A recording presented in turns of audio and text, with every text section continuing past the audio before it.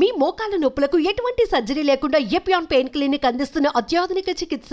రోజు రోజుకు మానవత్వం మంటగలిసిపోతోంది. కట్టుకున్న భార్యనే అత్యంత కిరాతకంగా హత్య చేసి అది సరిపోదన్నట్టు భార్య శవాన్ని కూడా మాయం చేశాడు ఒక కిరాతకుడు. ఈ ఘోరం ఎక్కడో కాదు, జిల్లెలగూడలో ఉన్నటువంటి న్యూ వెంకటేశ్వర కాలనీలో జరిగింది. పైగా అతను ఎక్స్ ఆర్మీ, అంటే గతంలో ఆర్మీలో పనిచేసినటువంటి వ్యక్తి, ఇప్పుడు డిఆర్డిఓలో సెక్యూరిటీ గార్డ్ గా వర్క్ చేస్తున్నాడు.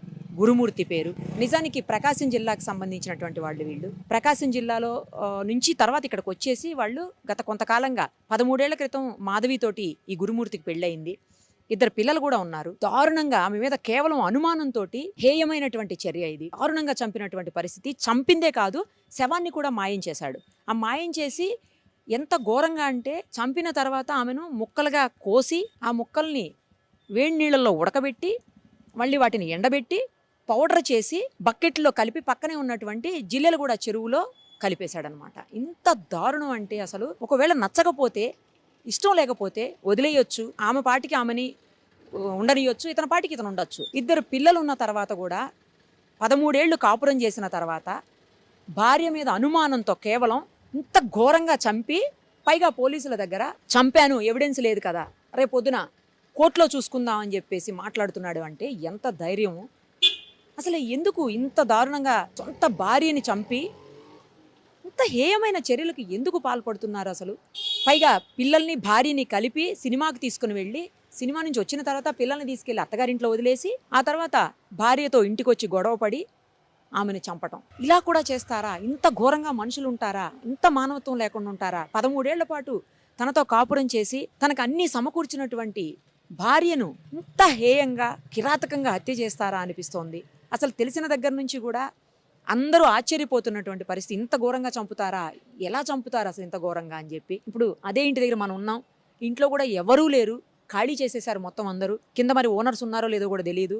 ఇంకోటి ఏంటంటే, పోలీసులు ఇప్పటి వరకు మిస్సింగ్ కేసుగానే నమోదు చేసినటువంటి పరిస్థితి. ఎందుకంటే ఎవిడెన్స్ లేదు ఎక్కడా కూడా. కానీ తప్పు చేసిన ప్రతి వ్యక్తి ఖచ్చితంగా ఏదో ఒక ఎవిడెన్స్ వదిలేస్తాడు. అది లా చదివిన ప్రతి ఒక్కరికి తెలుసు, చట్టం చదివినట్టు తెలిసినటువంటి ప్రతి ఒక్కరికి తెలుసు, పోలీసులకు కూడా తెలుసు. సో ఎక్కడో ఒక చోట ఏదో ఒక క్లూ అయితే దొరుకుతుంది ఖచ్చితంగా పోలీసులకు. అది దొరికిన తర్వాత రిమాండ్ చేస్తారేమో. అంతవరకు అయితే కేవలం మాధవి తల్లిదండ్రులు ఇచ్చినటువంటి కంప్లైంట్ మేరకు పోలీసులు అయితే కేవలం మిస్సింగ్ కేసునే నమోదు చేశారు. ఇన్వెస్టిగేషన్ తర్వాత మరిన్ని విషయాలు బయటకు వచ్చే అవకాశం ఉంటుంది. ఆ ఇన్వెస్టిగేషన్ లో కూడా అతను సహకరించట్లేదని తెలుస్తోంది. గంటకు ఒక మాట మారుస్తూ, గంటకు ఒక రీజన్ చెప్తూ, ఏదేదో చెప్తూ పోలీసులనే బెదిరిస్తున్నాడని కూడా తెలుస్తా ఉంది. మరి ఒకసారి లోపలికి వెళ్ళి చూద్దాం పరిస్థితి ఏంటి. ఎందుకంటే ఓపెన్ ఉండదు, నాకు తెలిసినంత వరకు క్లోజ్ చేసే పెడతారు. అయినా కూడా ఒకసారి చూద్దాం. ఇప్పుడు గురుమూర్తి మాధవి ఉండే ఇంటి దగ్గరకు వచ్చేసాం మనం. ఒకసారి చూద్దాము. ఎందుకంటే క్లోజే ఉంది, ఎక్కడ కూడా ఓపెన్ లేదు, లాక్ చేసేసి ఉంది. జస్ట్ ఒక విండో మాత్రమే ఓపెన్ అయి కనిపిస్తా ఉంది. ఆమెను చంపింది కూడా ఇదే ఇంట్లో గురుమూర్తి. బయటంతా కూడా ఇగో వాషింగ్ మిషన్, కొన్ని కూరగాయలు లాకేసి ఉంది అయితే చూడండి ఫస్ట్. తర్వాత ఈ కూరగాయలు, తర్వాత ఈ బట్టలు అవన్నీ ఉన్నాయి. ఏం కనిపించట్లేదు. పైన అయితే చూసాము, జస్ట్ ఒక విండో, ఈ విండో ఏదైతే కిచెన్ విండో ఉందో అది మాత్రమే ఓపెన్ ఉంది. ఒకసారి చూడొచ్చు అందులో నుంచి, బట్ ఏం కనిపించట్లేదు ఇప్పుడైతే. ఫోరెన్సిక్ వాళ్ళు కూడా చెక్ చేశారు డ్రైనేజ్ పైప్ లైన్ అని తెలుస్తూ ఉంది. అతను రకరకాల వెర్షన్స్ వినిపించడం. ఒకసారి ఏమో అవును చంపాను, కానీ ఆధారాలు ఎక్కడున్నాయి, ఏం చేస్తారు, కోర్టులో చూసుకుంటానే ఏమన్నా ఉంటే అని చెప్పి పోలీసుల మీదే ఫైర్ అవుతున్నాడని చెప్పి తెలుస్తోంది. ఇంకోవైపు పోలీసులకు కూడా సరైనటువంటి ఆధారాలు దొరకనటువంటి పరిస్థితి. ఎందుకంటే చంపాడు, చంపిన తర్వాత అతను చెప్పిన వెర్షన్ ప్రకారం ఏంటి పోలీసుల దగ్గర అంటే, అందరం కలిసి మూవీకి వెళ్ళాము 15th. మూవీకి వెళ్ళిన తర్వాత ఇంటికి వచ్చాక ఆమె నాతో గొడవ పడింది. ఇద్దరం గొడవ పడినప్పుడు తాళి తీసి నా మీద మొహం మీద ఇసిరేసింది. ఆ కోపంలోనే నేను ఆమెను గోడకేసి కొట్టినప్పుడు ఆమె కింద పడిపోయింది. స్పృహ తప్పి పడిపోయింది అనుకున్నా కానీ చనిపోయింది అనుకోలేదు. కానీ చనిపోయింది. ఎట్లయినా శవాన్ని మాయం చేయాలి అని చెప్పి డిసైడ్ అయ్యి నేను ఆమెను ముక్కలుగా కట్ చేసేసి, మెత్తటి పార్ట్స్ ఏవైతే ఉంటాయో అవన్నీ కూడా కట్ చేసి, ఆ తర్వాత వాష్రూమ్లోకి తీసుకెళ్ళి అక్కడ గీజర్ ఆన్ చేసి ఆ హాట్ వాటర్లో ఆమె పార్ట్స్ వేసి ఆ తర్వాత ఒక 6 hours అట్లానే వదిలేసి, అవి డ్రై అయిపోయాక తీసుకొచ్చి పౌడర్ లాగా చేసి, వాటిని చిన్న చిన్న పీసులు చేసి పౌడర్ లాగా చేసి తీసుకుపోయి జిల్లెలగూడ చెరువులో వేశాను అని అతను చెప్పటం. కానీ ఆధారాలు ఏమున్నాయి, నేను చంపాను అని చెప్పాడని చెప్తున్నారు. బట్ ఏది అనేది కూడా స్పష్టత అయితే లేదు ఇప్పటి వరకు. ఏం జరిగింది, ఎలా చనిపోయింది ఆవిడ, ఆ చనిపోయిన తర్వాత ఆమె బాడీని ఏం చేశాడు అనేది అయితే, ఎందుకంటే గంటకు ఒక మాట చెప్తున్నాడని చెప్పి పోలీసులు కూడా అంటా ఉన్నటువంటి సిచ్యుయేషన్ ఉంది. కానీ అత్యంత దారుణమైన హేయమైనటువంటి చర్య ఇది. ఒకవేళ ఇష్టం లేకపోతే ఆమె మీద నిజంగా అనుమానం అనేది ఉంటే వదిలేయచ్చు, డైవర్స్ తీసుకోవచ్చు, లేదంటే అతను బ్రతికేది అతను బతకొచ్చు, ఆమె పాటికి ఆమె వదిలేయచ్చు. ఇద్దరు చిన్న పిల్లలు ఉన్నారు. 13 ఏళ్ల పాటు కాపురం చేసి 2 పిల్లలకి తల్లి ఆమె. తల్లి లేని లోటు పిల్లలకి ఎవ్వరూ తీర్చలేరు ఎప్పటికీ కూడా. తండ్రి లేకపోయినా ఆ స్థానాన్ని తల్లి భర్తీ చేయగలుగుతుందేమో కానీ కొంతవరకు, బట్ తల్లి స్థానాన్ని అయితే మాత్రం ఎవ్వరూ ఎప్పటికీ భర్తీ చేయలేనటువంటి సిచ్యుయేషన్ ఉంటుంది. కనీసం పిల్లల ముఖాలు చూసైనా వదిలేసి ఉండాల్సిందేమో. అలా కూడా కాకుండా 13 ఏళ్ల పాటు కాపురం చేసినటువంటి తన భార్యను అత్యంత కిరాతకంగా హత్య చేయటం, అంతటితో ఊరుకోకుండా అసలు ముందు మనకు వచ్చిన న్యూస్ ఏంటంటే కుక్కర్లో పెట్టి ఉడికించాడు అని చెప్పేసి. మరి ఇప్పుడు పోలీసుల దగ్గరేమో హాట్ వాటర్లో గీజర్ ఆన్ చేసి హాట్ వాటర్లో వేసాడు అని చెప్పేసి. సరే ఏదైనా కూడా దారుణాతి దారుణంగా హత్య చేశాడు.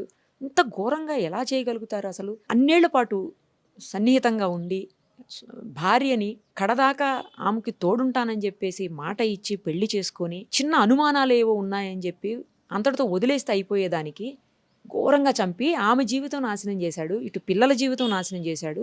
తన జీవితం కూడా తను నాశనం చేసుకున్నాడు. ఏమన్నా చదువుకోనివాడు లేకపోతే తెలియనివాడు కాదు.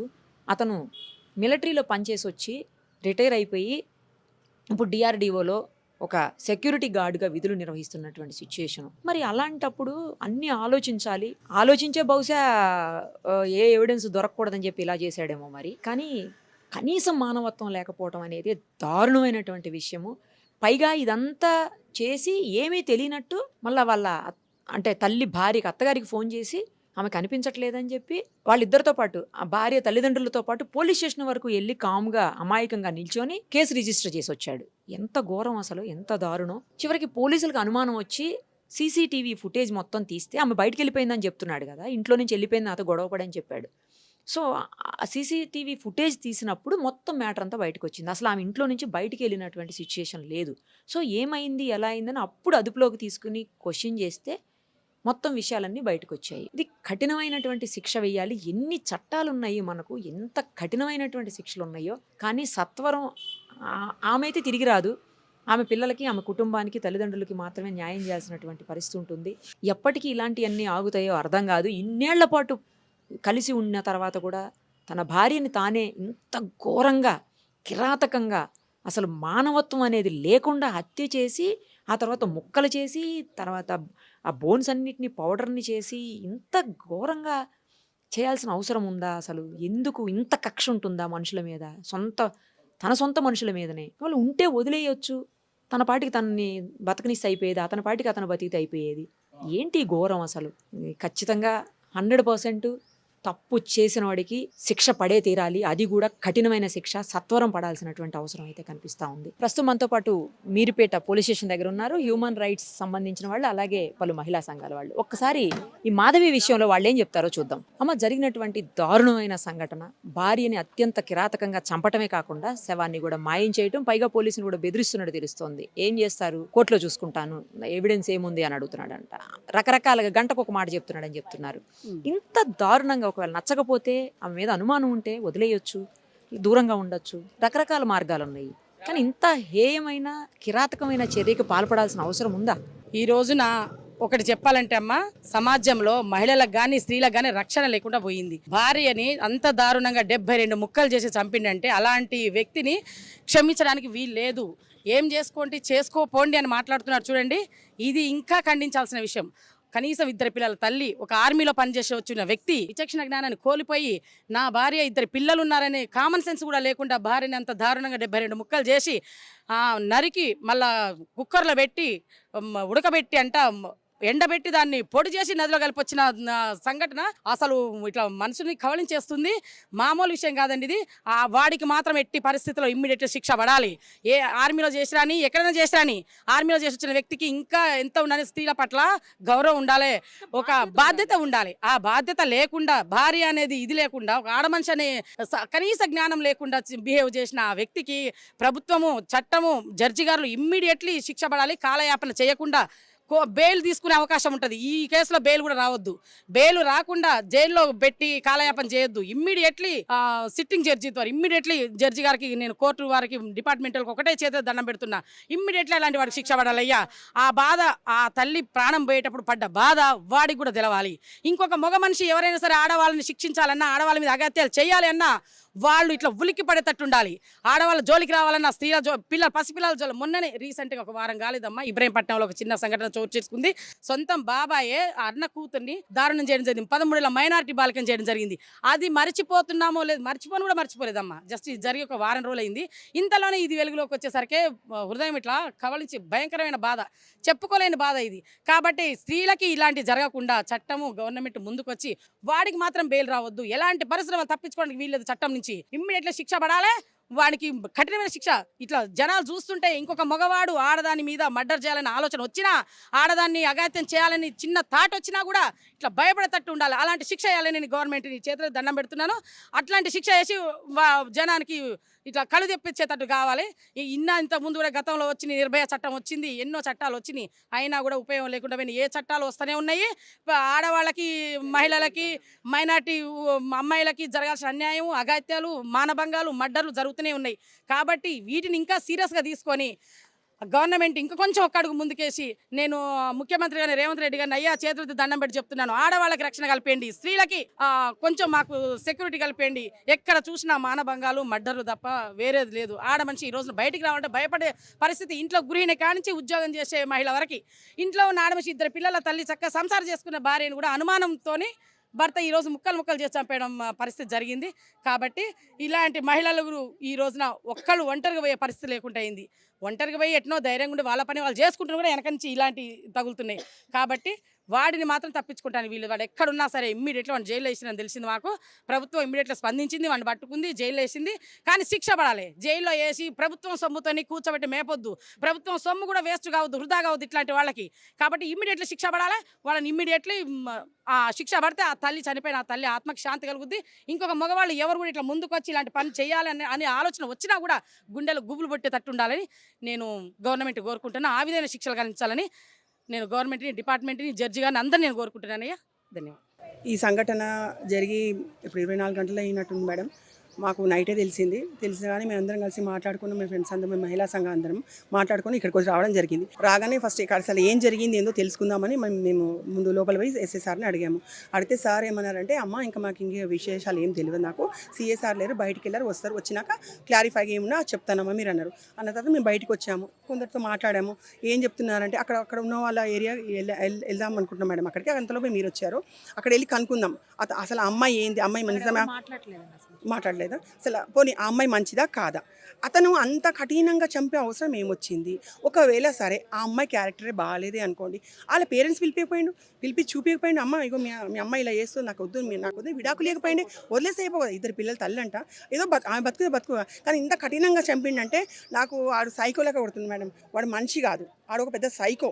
వాడు ఇప్పుడు ఏది చేసేటంటే వాడిని ఇంకా గాలికి ఇచ్చిపెడితే ఇంక ఇలాంటి ఎన్నో దారుణాలు చేసే అవకాశాలు ఉన్నాయి. కాబట్టి వానికి ఖచ్చితంగా వానికి శిక్షించాల్సిందే. అమ్మాయికి ఎలా జరిగిందో సాయం అలా శిక్ష మనకి ఇస్తేనే కరెక్ట్ న్యాయం జరిగినట్టు నేను అనుకుంటున్నాను మేడం. ఒక స్త్రీగా ఒక అమ్మాయికి జరిగిన సంఘటన ఎలా జరిగిందో సేమ్ అతను కూడా అలాంటి శిక్ష చేస్తేనే అప్పుడు న్యాయం జరిగిందని నేను అనుకుంటున్నాను మేడం. తక్షణం ఇది జరిగింది కాబట్టి ఇమీడియట్లీ యాక్షన్ తీసుకొని నెగ్లెక్ట్ చేయకుండా, టైం వేస్ట్ చేయకుండా ఎమ్మటే వీళ్ళు ఎంక్వైరీ మొదలుపెట్టి అతన్ని మాత్రము కఠినంగా శిక్షించి ఎమ్మటే అతనికి ఉరేయాలి. ఇప్పుడు బయట దేశంలో ఏమైనా జరిగింది అనుకో మేడం, 1/4 సెక్షన్ షూట్ చేస్తారు కదా, ఆ జీవో తీసుకురావాలని మేము ప్రభుత్వాన్ని కోరుకుంటున్నాము. ఇక్కడ డిపార్ట్మెంట్ వాళ్ళకు కూడా ఆ జీవో చేయాలని సుప్రీంకోర్టు వాళ్ళని మేము కోరుకుంటున్నాం. లేడీస్ మీద, చిన్నారుల మీద ఎన్నో అవుతున్నాయి మేడం. జైలు ఏమవుతుంది అని వాళ్ళు చేస్తుర్రు, జైలు పోతురు, మంచి తిని ఉంటుర్రు, మేపి వదిలిపెడుతురు. వాడికి బతుకైతే ఉంది కదా. ఇప్పుడు చనిపోయిన వాళ్ళని వాళ్ళ బాధ వాళ్ళ పిల్లలు పాటిస్తారు. వాడికి ఏంది, వాడు ఇంకో ఆడది వస్తుంది, ఎవరో దిక్కుమాలిన వాళ్ళని చేసుకొని ఉంటాడు, వాడిని వాడు బతుకుతారు. పిల్లలు అన్యాయం అయిపోతారు. ఆ ఆడోళ్ళకి ఏది తోడు లేక అర్థంగా చనిపోతున్నారు మేడం. ఇది మాత్రం జీవదేవాలని మేము మహిళా సంఘాల తరఫున కోరుకుంటున్నాం. ఇది పండగ ముందు రోజు జరగడం అయిందంట. పండగ నుంచి ఆయన మభ్య పెడతానే ఉన్నాడు, ఇటు పోలీసుల్ని, అటు కుటుంబంలో ఉన్న వ్యక్తుల్ని అందరినీ.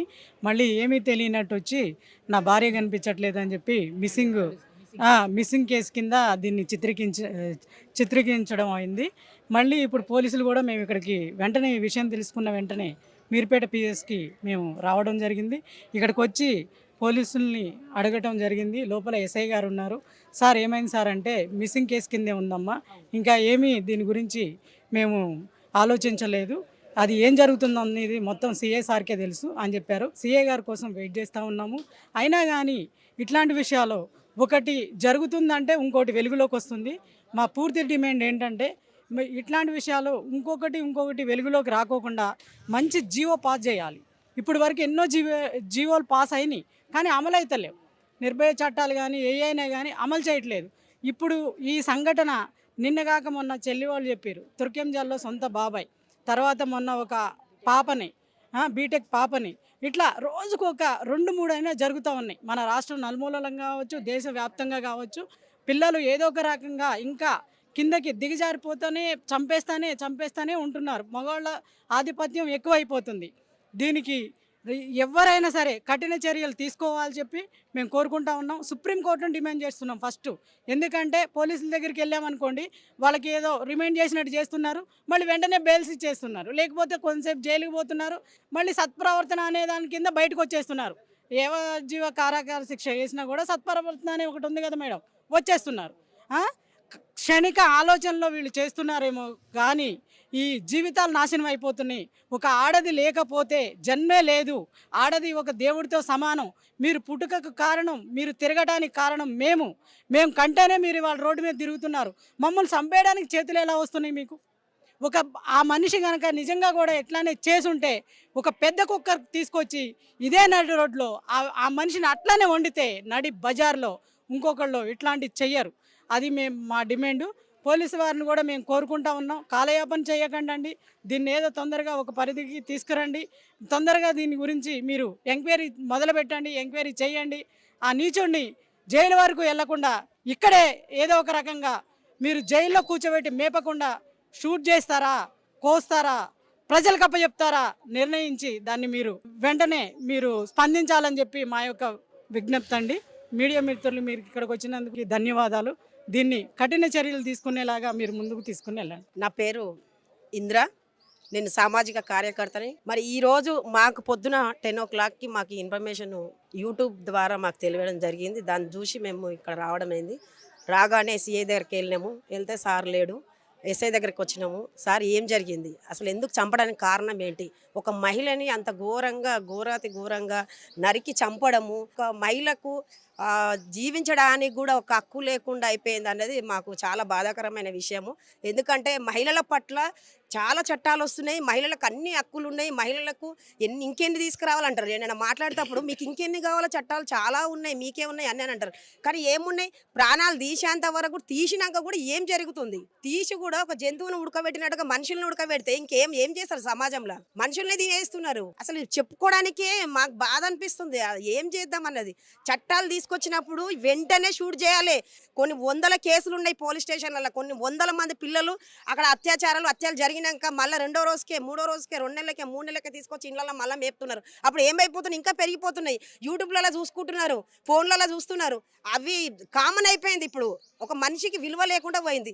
దీని మీద ఇప్పుడు మహిళల మీద విలువ రావాలంటే మనకు మంచి చట్టం తీసుకురావాలి. మంచి చట్టం ఎలాంటిది, భార్య భర్తలు ఎలా ఉండాలి, మంచి కౌన్సిలింగ్ సెంటర్స్ చాలా తగ్గిపోయినాయి. ఇప్పుడు ఒకప్పుడు ఉండే కౌన్సిలింగ్ సెంటర్స్ ఉండే 14 సంవత్సరాల అమ్మాయిల నుంచి 18 సంవత్సరాల వరకు, మళ్ళీ 36 సంవత్సరాల వరకు అలాగలాగా కౌన్సిలింగ్స్ ఉండే. అవన్నీ కూడా ఇప్పుడు ఎక్కడ ఇస్తున్నారు, ఏ బస్తీలో ఇస్తున్నారు, ఏ గ్రామంలో కౌన్సిలింగ్ సెంటర్లు ఉన్నాయి?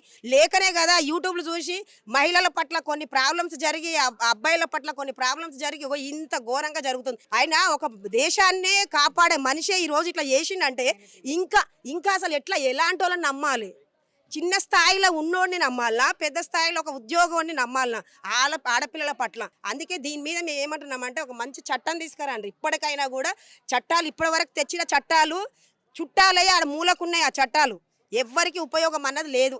ఎట్లాంటి చట్టం అంటే వెంటనే శిక్షకు శిక్ష, అప్పుడే భయం అన్నది ఉంటుంది. మేము దీని మీద ఫుల్గా ఖండిస్తున్నాం. మహిళలకు మంచి చట్టాలు తీసుకురావాలి.